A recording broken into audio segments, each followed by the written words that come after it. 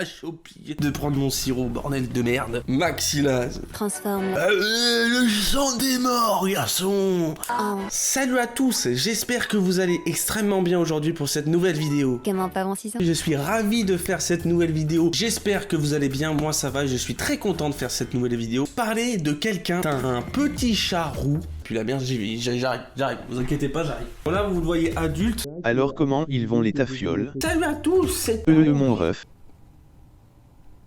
J'espère que vous allez tous extrêmement bien. Il va te mettre un coup de patte. Go me leche les testibaloches. Même ma mère m'a dit tu devrais présenter ton chat, et j'ai tout de suite dit non. Et quand on y réfléchit, franchement c'est quand même un débat intéressant. Ça peut même intéresser pour toutes les personnes, pour tous les jeunes ou même les moins jeunes qui hésitent sur une décision à prendre un animal de compagnie. Donc là en ce qui me concerne, on va parler des chats. Ça peut être aussi des chiens, des femmes.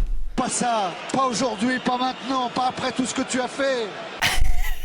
Comment je peux pas me faire ban sur YouTube, s'il vous plaît? C'est pas possible. Comment ça s'est passé l'adoption de Taro? Alors, adopte un chat, on ne dit pas acheter un chat, ou alors prendre un chat, on dit adopter. Attention, je me suis déjà fait avoir plusieurs fois avec ce terme. Excuse-moi, on dit pas acheter, on dit adopter, d'accord, ça va mettre les lois comme tout le monde, les mêmes sensibles, tu vois, d'accord. Pas méchamment ce que je veux dire, hein. Vous connaissez pas les termes, je suis désolé, mais bon, attention, hein, je respecte. Putain, pour les lois, tu vois, tu es loin. Bah, en même temps, je vais pas y aller en frigo. Il faut savoir, je vais vous parler un peu, premièrement, de ma relation avec les animaux, en général, avant d'avoir adopté Taro. Il faut savoir que moi, j'ai jamais eu d'animaux, c'est mon premier animal de compagnie. Ah si, j'ai eu un petit animal, c'était un petit poisson rouge, qui s'appelait Jack. Ah, il a duré une semaine.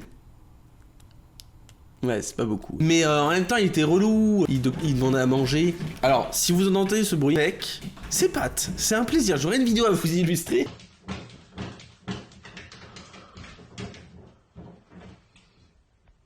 C'est sympathique, tu vois, il est 14h30. Mais mon ref, à 6h30, qu'est-ce que tu fais? Moi, je suis en train de rêver des licornes avec du miel et tout, avec des ours, et on se badigeonne de l'huile sur le sexe. Oh tiens, voilà, quelqu'un petit ours, moi. Parce que le poisson est petit enterrement à l'ancienne. Ouais, direct dans les toilettes. Bah écoutez, on m'a toujours dit qu'il faut redonner à la nature ce que la nature a naquis. Je prends la décision de t'es un petit chat. Inquiète un peu parce que c'est vraiment mon premier animal, je suis tout seul chez moi, c'est moi qui vais m'en occuper. Je veux pas le délaisser, si je veux l'adopter, je veux que ça soit parfait, qu'il se sente très bien chez moi. D'un côté, elle était rassurée parce que je prenais du temps, je me posais les bonnes questions. Putain, ça pue la merde, il faut que je nettoie, c'est horrible. Tu pues, waouh, mais frère, wesh, t'as du lithium dans le cul, c'est pas possible. Je vais manger du caca.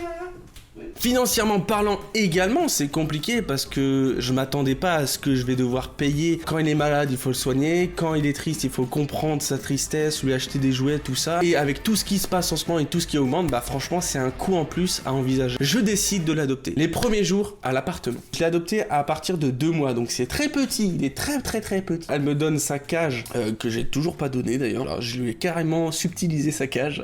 Il faut savoir que les 3 premiers jours, je ne le vois pas du tout. Il se cache dans l'appartement, il se réfugie directement sous le lit et je ne le vois pas pendant au moins grand max 2 jours. Une friandise par-ci par-là, derrière le frigo, derrière le piano, en dessous du setup, pour qu'il s'habitue un peu à bouger à travers l'appartement et à explorer. Je mange de plus en plus, je m'assois à côté de ses gamelles, tout ça, jusqu'à ce qu'il vienne de lui-même. Quelques jours plus tard, voire même une semaine passée, j'arrive à le prendre dans mes mains, à le caresser et même jouer avec lui. Donc c'est plutôt bon signe et ça me rassure. Je vous ai dit, on était quelques semaines... on était quelques semaines avant l'été. Faut savoir que aussi je suis sous les toits, sous les combles, donc la chaleur, l'appartement monte. Toute la chaleur des autres habitants qui sont en dessous, qui sont aux étages inférieurs, monte. Petite info du jour, il y a un incendie, il faut surtout pas monter en étage mais descendre, parce que la fumée toxique monte de plus en plus dans les étages. Écoutez, je suis pompier, je suis sapeur-pompier depuis 15 ans. Calmez-vous, je vais sortir ma grosse lance. De jour en jour, de semaine en semaine, la chaleur augmente, mais quand je vous dis elle augmente, pas de fenêtre, j'ai que des Velux, et il se met à même le sol pour avoir le plus de fraîcheur possible. Moi je suis littéralement vraiment hyper difficile pour moi, il faut savoir que les chats résistent un peu plus à la chaleur qu'aux humains. Dans l'appartement, la température maximum que j'ai capté, c'était 38 degrés. J'essaye de l'emmener à la cave du restaurant, là où il y a des pierres, où c'est un peu frais et un peu humide pour lui, pour que ça soit mieux pour lui et pour que je l'habitue aussi à changer un peu d'endroit et de l'emmener en voiture. Paraissait important aussi qu'il soit à l'aise dans les transports en commun et dans la voiture pour au cas où un possible départ, voyage ou quoi que ce soit si j'emmène. Malheureusement, le premier verdict, c'est qu'il a un problème au cœur. C'est peut-être une coïncidence ou quoi, mais moi quand j'étais jeune, j'avais un souffle au cœur. J'ai dû faire des tests électrocardiogrammes pour voir si j'avais pas d'anomalie cardiaque. Au final, j'en ai pas. On se rapproche de la trentaine, hein, ça fait un sacré âge. Hein. Et je décide seulement après 3 mois, donc ça fait 5 mois, donc il a 5 mois, il a adulte, la croissance pour devenir adulte, de le faire sortir de nuit. Donc cette fenêtre donne sur les toits. En gros, quand il sort, il est carrément sur les toits, donc il se balade de toit en toit. Donc je le fais sortir 1 heure, après je l'appelle avec des croquettes et il rentre à la maison. Il a pris l'habitude de savoir à quelle heure je vais m'endormir et fermer la fenêtre pour qu'il rentre. Il atteint l'âge adulte, donc il a à peu près 6 mois. Et c'est à peu près à cet âge-là que les chats commencent un peu à avoir la zigounette qui gratte. Hein. C'est bien plus tôt que nous quand on était jeunes. Alors il sort la nuit vers minuit, après s'être ravitaillé, a fait le plein d'énergie. Le problème c'est que le lendemain vers 6h, il est toujours pas là. Donc je commence à m'inquiéter. J'appelle la SPA, j'ouvre un dossier, je mets des affiches dedans. Du coup je m'inquiète et je me résigne à me dire qu'il s'est fait écraser. Et au bout du 3e jour, il revient comme si de rien n'était. T'es sur le rebord de fenêtre et il me regarde. Vers 6h30 du matin. Je vais au vétérinaire pour une 2e fois. Il a les yeux rouges, il a la gorge rouge et très irrité. Et je décide enfin à prendre rendez-vous pour la castration. Et le problème, c'est que la nuit où il allait se faire castrer le lendemain, la veille ou 2 jours avant, il est toujours pas là. Il a fait exactement la même chose. Alors, de ma faute parce que j'aurais peut-être dû plus le laisser sortir, mais ça me ferait vraiment mal de le séquestrer dans l'appartement. Je préfère qu'il soit dehors, heureux ailleurs, que malheureux enfermé ici. 2e fuite, malheureusement, ne revient pas après 2-3 jours et je n'appelle pas la SPA. 1 semaine sans réponse. 1 semaine après, c'est très long, 1 semaine. Hein. Un appel d'un inconnu que je sais pas qui c'est, il m'appelle et il m'explique la situation, comme quoi ils ont retrouvé mon chat grâce à mes affiches. La veille où ils m'ont appelé, du coup ils l'ont emmené à la SPA malheureusement parce que ils avaient des animaux chez eux, ils pouvaient pas le garder très longtemps. Je suis tombé vraiment sur une magnifique personne, franchement je remercie la personne, je sais pas si vous passez par là un jour, mais merci beaucoup, je vous aime. Elle a été hyper gentille, hyper adorable pour le retirer du toit. Et la personne qui l'a retiré, c'est le père de la dame qui m'a appelé, il avait déjà un certain âge, il le mord à peu près ici, là, dans la main. Malheureusement ils ont fait une procédure de chat mordeur, je ne connaissais pas. Ils me disent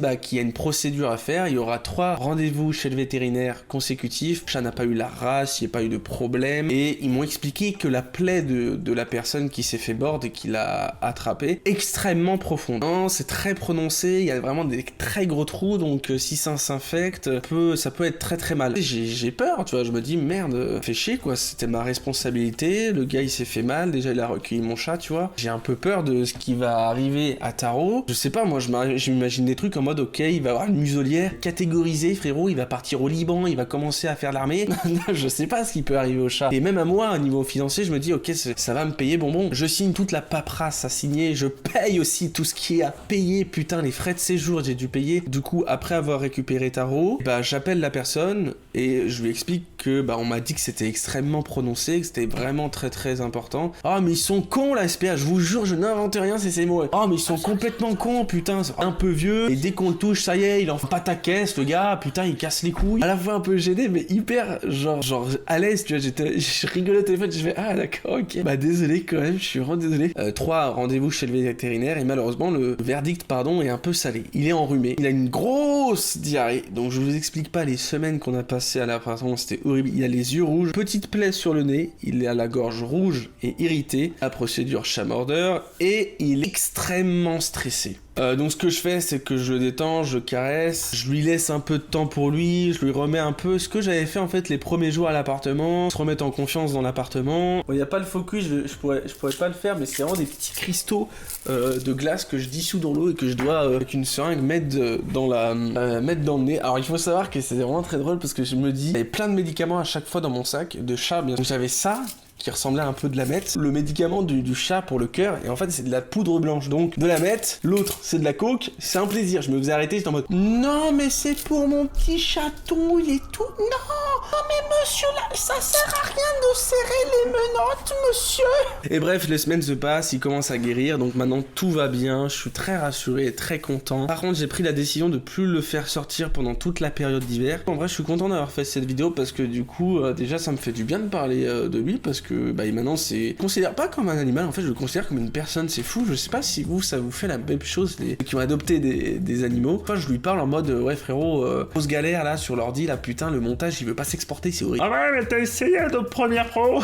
Il y y a peut-être certaines personnes qui étaient dans le même cas que moi, ou qui sont toujours dans le même cas que moi. Vraiment très réfléchir à ce que vous voulez. Est-ce que vous le voulez vraiment? Est-ce que vous le pouvez? Parce que c'est vraiment, faut avoir quand même la surface nécessaire que le chat s'amuse. Il faut avoir financièrement parlant un petit peu de moyens pour lui permettre d'acheter des jouets, de lui acheter un grattoir, de lui acheter une arbre à chat, tout ça. Et bah il est racé, parce que je pensais que c'était un chat de gouttière, mais pas du tout. Pas du tout, il est racé, et c'est un European Short Hair. Je ne savais même pas ce qu'il était racé, et franchement je suis très content que mon chat soit racé. Voilà. Bah écoutez, j'espère que cette vidéo vous aura plu, et que vous aura aidé sur certaines décisions avec votre animal. Je vous mets tous les numéros de téléphone en description pour si vous avez retrouvé un chat qui est mal nourri ou maltraité.